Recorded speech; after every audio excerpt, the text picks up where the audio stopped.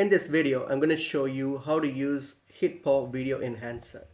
So firstly, download and install HitPaw Video Enhancer. So once you have installed it, and if you have a purchase plan, you can also activate it as well. So once you're done with those things, here this is the home page or the home screen of the application here. So what we're going to do firstly to enhance your video, you can simply use this video enhancer to either make any corrections to your videos, like you have a video enhancer here, color corrections, and you have other upscaling tools here, for like a TV scale or DVD close-ups or whatever. You can just choose what needs to be done based on for your video. You can just do that.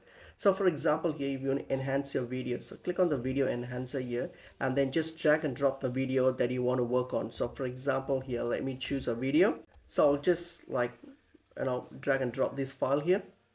So here, once you drag and drop the file here, next you go to select the AI model. So choose the model that fits your video needs. So for example, if you want general restoration model, you can choose that, or a video or a video or a video quality repair model. So you can choose that, this one, that's the video quality repair model. So you can just choose what needs to be done for your video. You can just choose that. Okay, so once you have chosen that, you can select the export settings here, like the resolutions and all those things.